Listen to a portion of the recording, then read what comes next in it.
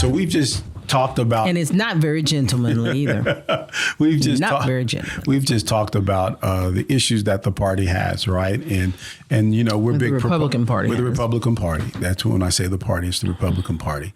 And so we're also big proponents of B1 FBA Americans coming into the Republican Party because I do believe it is the party to be. Foundational Black Americans. Yes, foundational Black Americans. B1 is from a Black first Republican perspective, right? And so I believe there is opportunity within the party. I believe Black people are needed in the Republican Party to provide another perspective and have the votes and the power to bring people onto that perspective.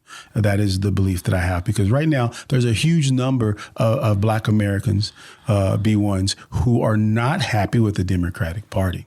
And everyone knows the crude metaphor that I use in regards to the Democratic Party. Yes, I heard your metaphor. Yeah, you have, right? Because so we are essentially a 3 a.m. Hookup call, right? Lord. I think that's what the kids call it, a hookup culture call, right? In which they get our votes and they do nothing for us.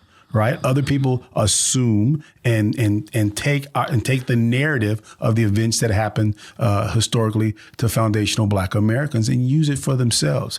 But that's what happens when you have 90% of 90% of the Black vote went to the Democratic Party, 90%, and then we wonder why that party doesn't take us serious. They don't have to work for that. No, they don't. You don't have to get a ring. I won't give you a ring because I can call you at 3 a.m. anytime I want to, right? Yeah. But these same people who express this, these exact same people, they feel paralyzed and they won't come to the Republican Party. Explain that. Now, see, you and I have two different views on this, because I personally think that whoever wants to be in the Democratic Party, let them be there. That's not the problem. The problem is not that that Black people are in the Democratic Party. The problem is that Black people are not in the Republican Party. There are Black people that agree with us that are just simply abstaining from voting. They're just not voting. Or they're not engaging in the political process because they believe that there's nothing for them in the Republican Party. But the same freedom, opportunity, growth, and progress, they believe in that. They believe in it. They live by it. That's how they're conducting their lives, is under freedom, opportunity, growth, and progress. They live their lives under these fundamental values. So you're saying that there's not the problem. And I'm saying they need to be here with us. So you're saying it's not the problem. The problem is not that there are Black people in the Democratic Party. There's too many.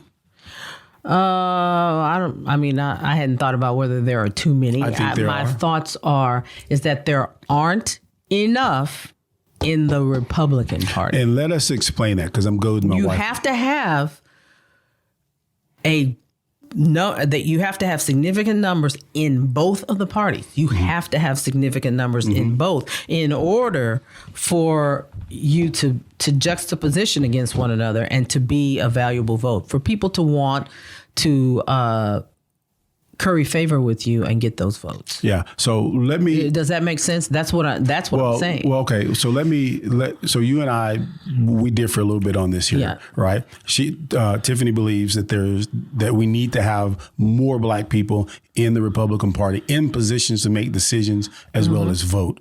I believe that as well as vote in numbers. In numbers, right? And so she, in my mind, that number is 80% of the African American vote needs to come over into the Republican Party. But you'd have the same issue. Hold on, no, you wouldn't. If you have 80% of Black people who are also participating in the political process, that gives people room to adjust against the crazies in the party. And then that also, for all you people who say we want to help Black people, right? That also creates since we are the base of the Democratic Party, that creates an issue with the Democratic Party. Then we are able to negotiate the items that we believe we want. Right, as a group of people. That's how the math works out. You've got to have the same thing that people say when they go, hey, on the paper, hey, X% of working class white Americans voted against Democrats. We need to have a hearing that says 80%. You mean a headline? A headline that says, I said here, a headline that says 80% of African American voters voted for the Republican Party. What can the Democrats do to earn those votes back? Because right now, they don't have to do anything.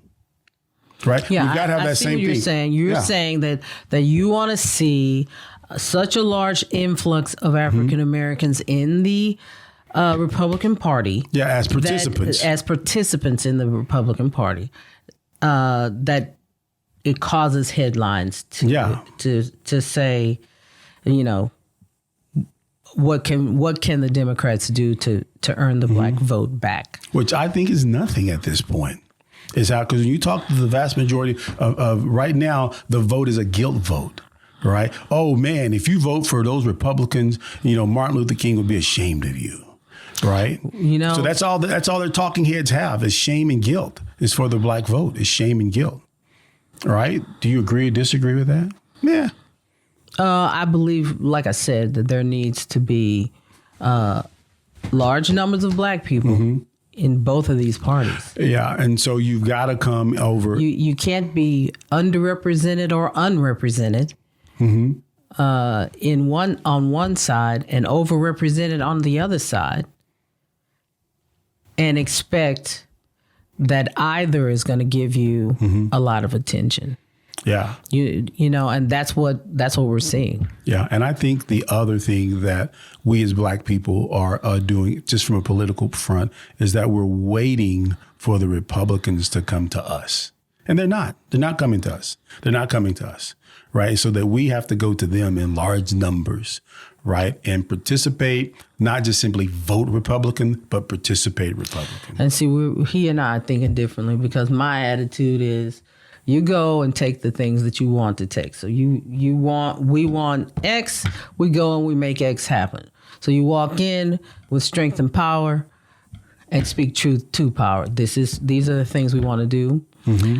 Here's the value we're bringing here. You don't come in with no value. We've got a lot of value. We bring value to this party. And you walk in that way. Yeah, because I like that. I don't disagree. I don't disagree with that. I mean, I've just said it exactly like you just said it, right? But we have to come in large numbers and sustain votes here in Texas. So we're not coming in to tap dance and coon. Yeah, there will be no tap dancing and cooning. And when we say come into the Republican Party, we're talking about coming in as B1 Republicans from a black first perspective, from a foundational black American perspective. That is what we're saying. I am not saying come in and tap dance and promote talking points.